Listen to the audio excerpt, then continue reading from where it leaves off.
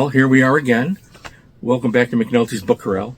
I have a roundup of books to recommend that I read while I've been off for a couple of months. And let's just jump right into it. I have I read some really good books. So first up, I'm going to recommend Preston and Child's Pendergast, which is their latest thriller. And this is an interesting book because it's a prequel to the series. And if you're familiar with the series, and I know many of you are, you'll undoubtedly love this. It's actually become one of my favorite Pendergast novels. I don't know. I'm kind of suspicious here. Is this the end? Modest spoiler alert here.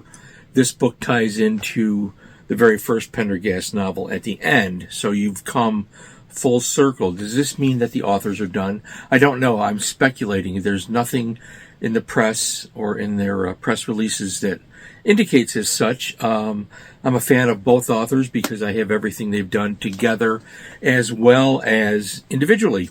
So really enjoyed this. Good thriller. One of the reasons I liked it is because Pendergast himself is front and center in this book. Now, he is in a lot of the others, but there have been times in the past where he's been a secondary character in his own series. I like the ones like this where he's at the forefront of the action. This is a really good thriller, highly recommended. If you're not familiar with the Pendergast series, this is Pendergast, the beginning, the very first adventure that he has as an FBI agent. You'll love it. I think that you'll tap into this series and go back and buy them all. I recommend reading them in order. You don't have to, but that's me. I've done episodes about Preston and Child before, and I think they're great. So I read that. That was really fun, and good, steady thriller. Then I read James Lee Burke's The Hadacol Boogie, which is a Dave Robichaux novel. Again, part of a series. If you haven't read any of his Dave Robichaux novels, this is a fine place to start. This also left me wondering, has he finished up the series? It seems like a retro prequel. Not really a prequel. It seems like more of a retro story. This happened in the past, not more of a contemporary thing. He writes he writes first person sometimes. He switches back and forth. And I don't know. I've read everything that James Lee Burke has published as well. Same with Preston and Child, including his Dave Robichaux novels, his other series and individual standalone books. And I've enjoyed them all. The last couple of books he did were much different than I expected, and I enjoyed them. So maybe he's transitioning into other types of fiction. In any event, this is a hit as well. Long book, with lush lyrical prose as you would expect from the great James Lee Burke. Really enjoyed these two, particularly of everything I'm going to recommend today. These are probably my two favorites. Really stand out fiction writing, adventure fiction, thriller writing. Then Stephen Hunter put out a Western, The Gunman Jackson Swagger. And what do I think of it? I liked it. It surprised me. It had plot twists I did not see coming. And I'm saying that because Stephen Hunter is, for me, a predictable writer. I don't find myself being surprised by a lot of his plot twists, or what he perceives to be a plot twist. I do like him. I do collect his books. I rarely buy hardcovers, by the way. So James Lee Burke and Preston and Child, I'll buy hardcovers. Stephen Hunter, I normally wait for the paperback, and I chose not to on this one because it was a Western. I don't know if he'll ever write another Western. He technically, he wrote Pale Horse Coming years ago, which is his best book. And it's a modern Western. And if you read it, you'll know what I'm talking about. In any event, The Gunman Jackson Swagger is part of the Swagger family of books. His characters are swaggers, and I enjoyed it. It has those elements in it that he does with everything that he writes, which is a detailed explanation on how firearms work, okay? I don't think there's a gun in the world that he hasn't fired, and he knows how it operates. That is a hallmark of his books. That makes him quite popular with the American gun culture, of which I am a small part. I wouldn't describe myself as a gun nut, but I certainly am a firearm enthusiast and target shooting enthusiast. And I don't even know, I must have over 40 guns in my collection. I just pulled out my 12 gauge because I'm taking it with me on a road trip. In any event, you get that in here too. You get the explanation on how the firearms work, and it's fantastic. I enjoyed it. Surprise ending, a couple of plot twists I didn't see coming. Well worth your time. Hardcovers are expensive, so this retails at $28, that's actually on the lower end. Certain online booksellers might discount that a little bit, so if you're interested and you don't want to wait for the paperback, it might be out on paperback now, I don't know. I ordered it and received it when it was published in hardcover, and I will go back to buying Stephen Hunter in paperback. More on paperbacks in a minute. All right, next up we have Tim Powers, The Mills of the Gods. Now, Tim Powers, I've actually met Tim Powers, it was a long time ago, maybe 12, 13 years ago, maybe longer. My favorite book of his is called The Stress of Her Regard. He also did the pirate novel that was the inspiration for the Jack Sparrow book with Johnny Depp and many other books. The Dinner at Deviant's Palace I have on Stranger Tides is the one. I have actually the Subterranean Press edition of that on Stranger Tides, which has a really cool cover. All right, so The Mills of the Gods. This is really an interesting book. The reason I bought it in hardcover is I like Tim Powers. I normally would wait for, again, this is another $28 one. That seems to be the going price. I normally wait for a paperback, and even those are too expensive. More on that in a minute. So this takes place in Paris in 1925. And guess who's there? Ernest Hemingway, Gertrude Stein. Yes, you're getting all of that. He puts them in there. It's fantastic. So it's about Harry Nolan, an expatriate who finds a manuscript that Hemingway wrote, and he returns it to Hemingway, and it involves a subplot of strange people, supernatural powers that present a threat. It's an eerie, dense book. It is typical of him. The pacing is average. I wouldn't describe Tim Powers as the type of writer that does fast-paced books, even though there's constant action happening. That's really not what this is all about. He takes his time in developing the characters and getting their relationships defined. It's a little slow and ponderous, I thought, in the middle, but because I like Tim Powers and I like the book overall, I like the way it ended, which I won't describe. I'm recommending it. Very cool. I mean, where else are you going to find a fantasy book with Ernest Hemingway as a character and Pablo Picasso? They're in here. Tim Powers has done this type of thing before. I bet he does again too. Very good book. I enjoyed it. It's published by Baen Books, and I'm recommending Tim Powers. If you haven't read a Tim Powers book, I would recommend this or The Stress of Her Regard, which is my favorite, on Stranger Tides, Dinner at Deviant's Palace.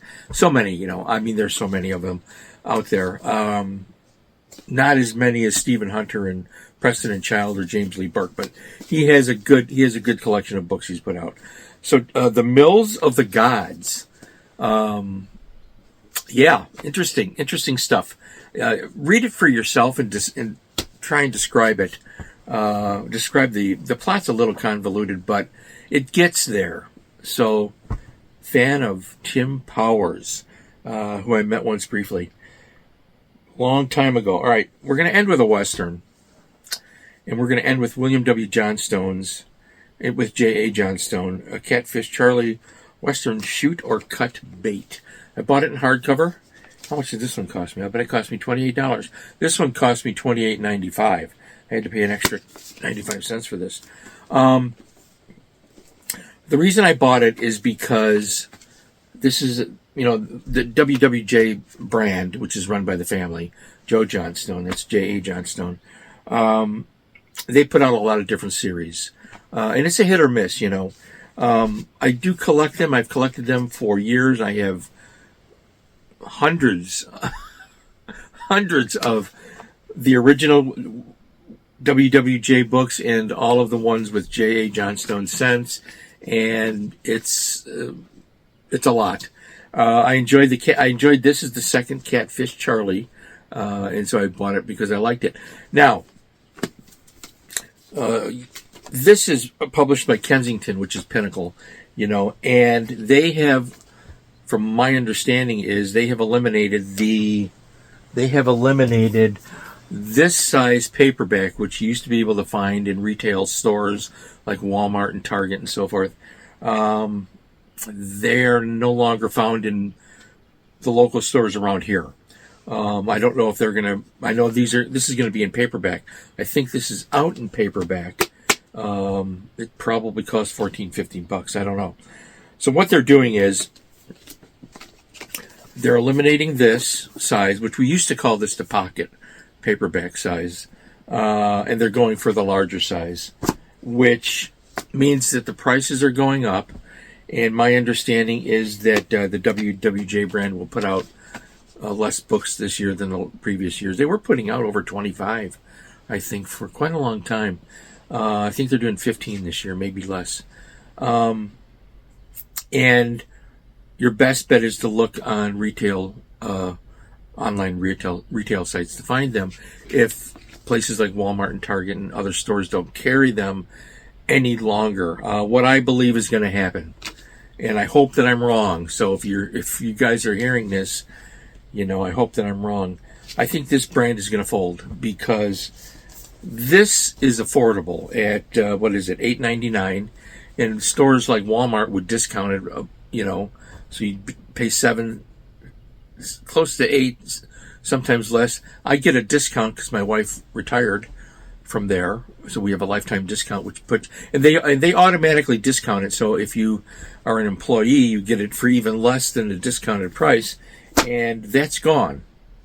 So guess what that means? This is probably the last WWJ book I'll buy, because the prices are going up, and I am on a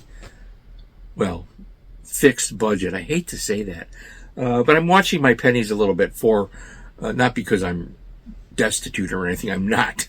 Nowhere near that. But I go on trips.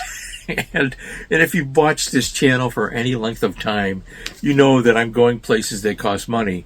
And I have a really good time doing it. And so, yes, I've been traveling since the last time I was here. I'm going to be traveling again, and there will be fewer episodes this year. Maybe 2 more only. So we'll see. Anyway, I hope I'm wrong. I hope somebody at Kensington comes to their senses. But I think my understanding is all publishers are doing this. They're reverting to the larger paperback size, and they're raising the price, which means they're going to sell less books. Now, the American Library Association has stated that 90 million plus Americans cannot read above the 3rd grade level, and that number is growing.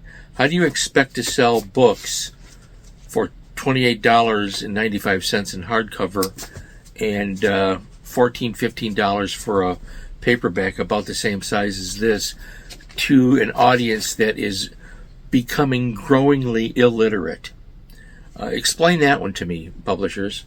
You should be focusing on, here I am preaching, you should be focusing on finding a way to reach audiences with affordable products, not with products that price people out of the market, except the billionaires that run the White House, etc. So anyways, I hope that I'm wrong. I hope this brand doesn't fold. I hope they remain solvent and that they remain productive. It's a tough, cruel world. I've been a fan of WWJ himself and a fan of the books that came after his passing, which, and we all know, this is a stable of ghostwriters. Nobody ever says it, and I don't know who they are. And if I did, I wouldn't tell you. But I don't know who they are, and it doesn't matter to me. Yes, they have clunkers. Sure. When you have a stable of writers working on different series, you're going to have a clunker. But most of the time, I think the quality is good. These two, there were two of these Fort Misery Westerns were great. And you never know. Anyways, I'm kind of preaching to the choir here a little bit, and I apologize. But I wanted to mention that because I've talked to other booktubers and other book readers, fans of the Westerns, and are not seeing them in the retail slots any longer. I don't know if that's a temporary thing while the transition is happening, or as of this week, this month, they're not there. I'm seeing less romance novels in the paperbacks. And science fiction, thrillers, and horror and Westerns are the big genre books that sell on a retail rack. Make of that what you will. I'm not saying these things to offend anybody or to make you upset.